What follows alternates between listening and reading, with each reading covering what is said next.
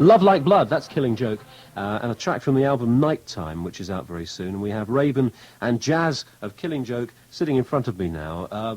The album, I see, Jazz, produced by Chris Kimsey. That's right. He's Rolling Stones is the name that throws into my mind. I know. I'm ashamed of myself. Right? I'm ashamed. But Chris, actually, we met on a social level before we ever started working with him around this place. And then he was committed to work with us after that. We had a few drinks, and we persuaded him as to the future of music, you know.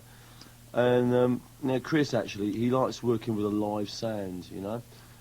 He records the band as they are, right, and he doesn't put much emphasis on the mix, right. So basically, there is not a great production. I mean, it's not a massive, like, super, you know, like a true engineer. Yeah, I mean, he's actually allowed you to be yourselves. Yeah, he records you. He records you as you are, right? All we do is we get tight in a rehearsal studio, and then we add the bottle of whiskey and go for it. Get even more tight. That's right. Well tight. You recorded the thing, I see, actually, Raven. You recorded at the Hansa Studios near the Berlin Wall. That's right. We were there for 5 weeks. Great studios. People talk about the atmosphere there. That in fact, the reason you know that wall is outside. That it does. It's interesting to play the backing tracks back and watch with the binoculars from the control room and see the East German guards bobbing up and down in the towers. You know, with their windows open too. I That's believe quite that. interesting. Actually, it was one hell of an atmosphere when we recorded at night time, the album, because I've had the worst year of my life, to tell you the truth. Actually, it's been really. What's happened? Really rough. Well, I've sacrificed everything for Killing Joke. You know, like we all must do in Killing Joke.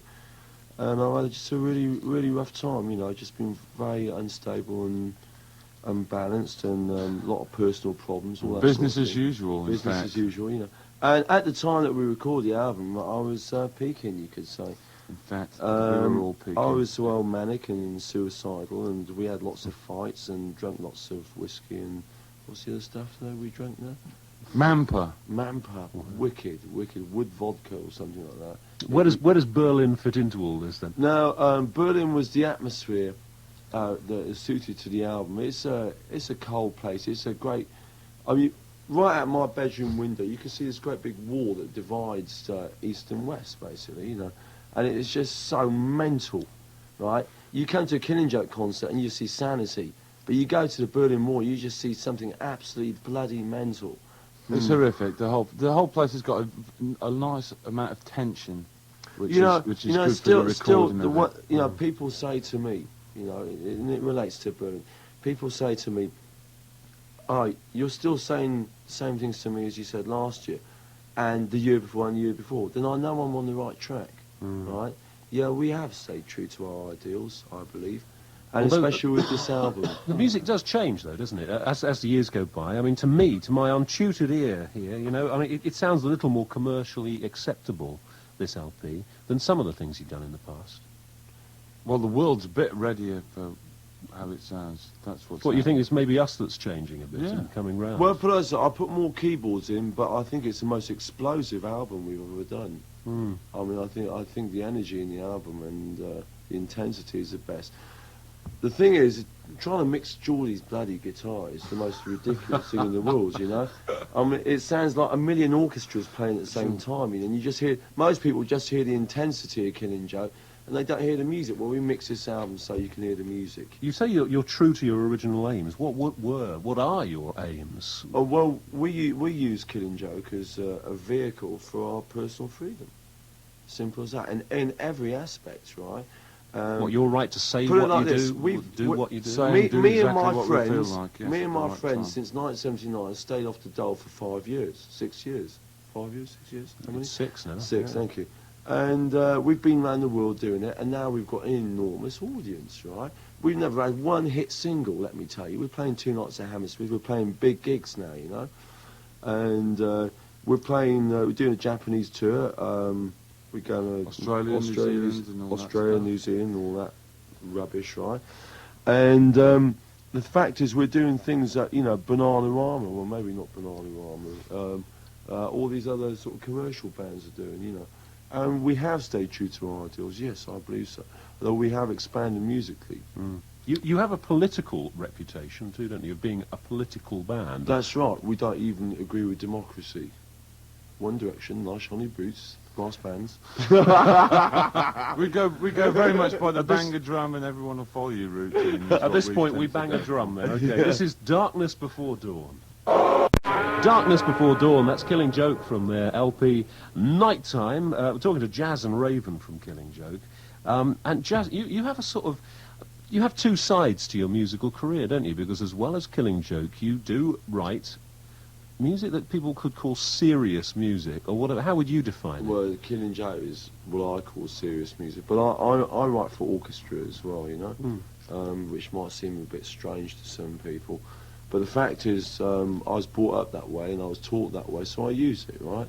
I like the orchestra, and I've written my first symphony, which has taken me 2 years, right? What's the difference then between working with an orchestra and working inside the band context like this? I'm just trying to musically portray what I see as a future, basically, within my orchestral music and with the Killing Joke. What is the future that you see? Well, a very different one. One where, you know, we won't be sipping pints down the pub, and one where we won't be even listening to, like, vinyl going around on the turntable. One where we'll have to adapt to a different style of living. One where the Northern Hemisphere won't mean as much as the Southern Hemisphere. You know, people actually ask me, they say, what should I do? Do you think there's going to be a nuclear war and all this sort of thing? And we say yes. And we think there is going to be a nuclear war. We always did.